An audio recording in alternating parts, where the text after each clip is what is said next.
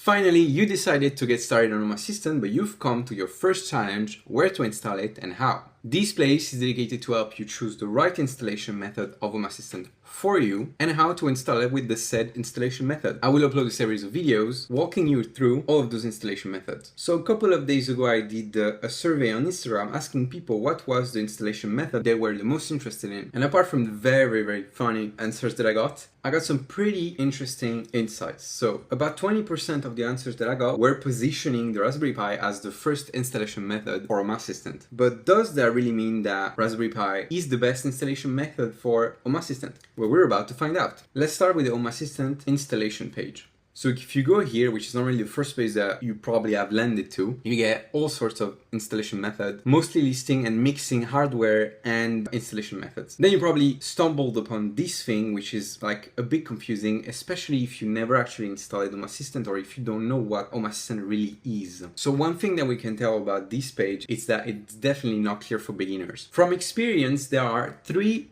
main installation methods. The rest of those, like there are some other apart from those three, but they are mainly for like development purposes and not for people that actually want to run Home Assistant and make it something that runs for their lives, like their daily lives. The first one is Home Assistant OS. So this thing here. This installation method, you get everything. So it's Home Assistant operating system. It's like Linux, macOS, Windows. You take a computer, so like a machine, a physical machine, you wipe it up and you install Home Assistant OS on it. It means that the machine that you're selecting, that you're putting Home Assistant OS on, you can't use it for anything else than Home Assistant. The dedicated part of Home Assistant OS is very important. It means that once you've installed Home Assistant OS on a dedicated device, you can't use the device for something else that isn't related to Home Assistant. If you want to run a web server or install packages manually, you can't do that. Why, you may ask? It's because of security reasons. Since Home Assistant wants to be and strives to be a software that runs great in the long run, Home Assistant limited the things that you can do with it. You still can do a lot of things, but for the things that are super customized and everything,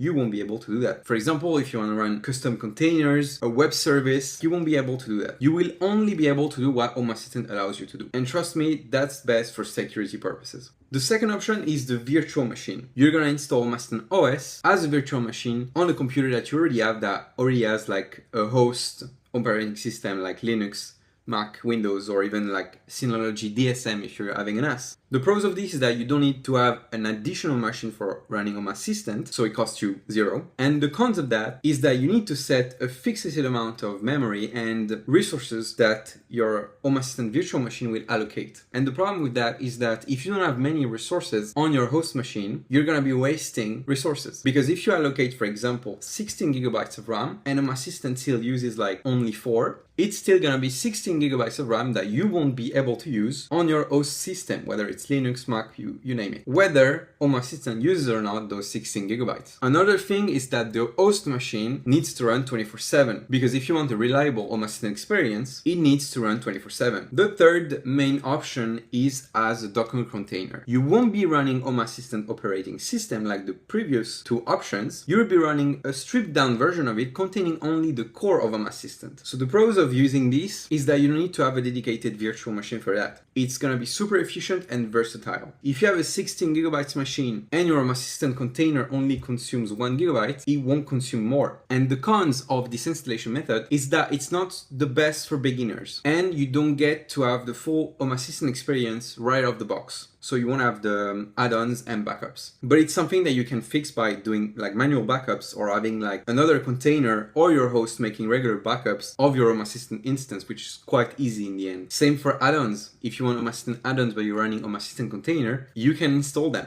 manually, but you can. And it's actually pretty easy because add-ons are just Docker containers. So which one is best? Which one should you choose? Well, in the end, it really depends on your needs. Something that I don't see really often on the internet when talking about Home Assistant is the fact that when you start running Home Assistant and you get used to it, you actually want to do more because you can do more, especially with the add-ons. For example, you can run a Plex add-on to locally stream your movies shows, or even music. You can run Frigate, for example, which is software that can power all of your cameras around the house, whatever the brand. Like, look at this, it's so cool. With AI recognizing objects like cars or even persons, it's really amazing. Have you heard about OnCloud? It's something that can replace your cloud, store your photos, documents, any file. This is an Home Assistant add-on. This is something that you can get for free, but it requires quite a lot of resources. Choosing the right installation method of Home Assistant also depends on the knowledge that you currently have about Home Assistant or computers in general, and the time that you want to dedicate to it. So I have 5 typical scenarios that I'm gonna list to help you choose what is the best Home Assistant installation method for you. If you're just looking to try Home Assistant without spending any money, just install Home Assistant as a virtual machine on your computer. It's quite easy to set up, but like I said before, keep in mind that to have like the full Home Assistant experience, like having automations running 24/7, you need your computer to be running 24/7 as well. So it's really great to try. The second scenario is if you're already convinced about using Home Assistant and you want to get started without having it to be a hassle or without having to spend loads of money. You can either go and get the Home Assistant Green, which is pretty nice to get started. It costs about $100. You can also use a Raspberry Pi that you already have laying around in your house. I wouldn't suggest to buy one though, because for what they provide, the prices are too high in my opinion. And on top of that, as many of you guys keep on telling me in the comments, running Home Assistant on an SD card is fine for prototyping, testing, but on the long run it may not be as great because this type of storage can break and fail. Another option is actually using an old computer that you have laying around, like anything that was built like in the last 10 to 15 years is pretty fine to run Home Assistant on. Now the third scenario is that if you already know Home Assistant or you want to get started and be serious about Home Assistant and maybe you actually want to do a little more with it, running a Plex or a Minecraft server, whatever, then you need to buy a mini PC and run Home Assistant OS on it. To be honest, this is probably the best installation method overall. Great power, great price, easy to maintain, can add plenty of features without being limited. And if you're looking for specific suggestion, I suggest you this Beelink mini PC with 16 gigabytes of RAM, 500 gigabytes of M2 storage, so more than enough. Wi-Fi, Bluetooth, and 3.4 gigahertz processor. By the way, all of the mini PC with the N100 chip are pretty good to buy. But this one you see $200, it's perfect. It has an amazing value. If you compare it, for example, to the Raspberry Pi 5, which comes in a kit with 128 gigabytes of SD memory, it's $150. So for $50 more, you get something that will last you 10 years. Just the fact that it's about 4 times the amount of RAM here. It's crazy. This is something I have to be very honest with you. I have been, like many of you guys, super excited about Raspberry Pis like in the past years. It is such an amazing, cool device to prototype. And since this chip shortage a couple of years ago, the prices of the Raspberry Pis have gone drastically high, like too high. Then it went back a little, but it's still too expensive. I remember buying my Raspberry Pi 2 for $30 on AliExpress.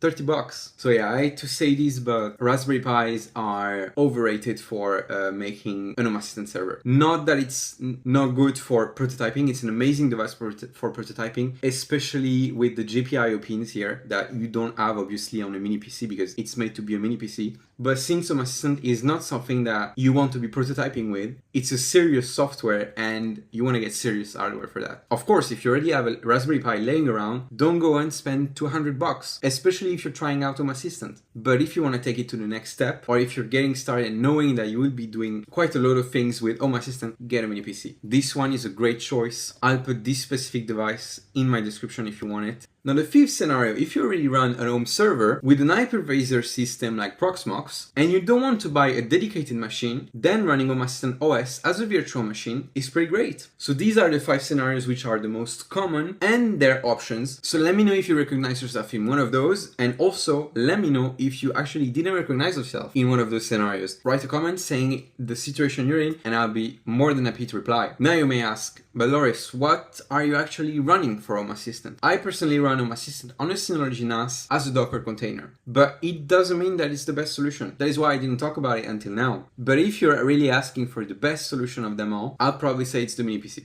Having Home Assistant run on a dedicated powerful machine like this for only $200, while having the possibility of expanding it into making it your own like little home server, it's fantastic. To make yourself like a mini home server, starting from automations to then maybe expand it to other usage like streaming your music, shows, movies, hosting your photos, owning your data. having a home server in general is something that is pretty great. In the next videos I'll be uploading on this playlist, I will be talking about all the installation methods that we discussed here, whether it's a Raspberry Pi, NAS, virtual machines, Docker container, I've got you covered. I really hope that this video was helpful, and I'll see you on the next one. Bye bye.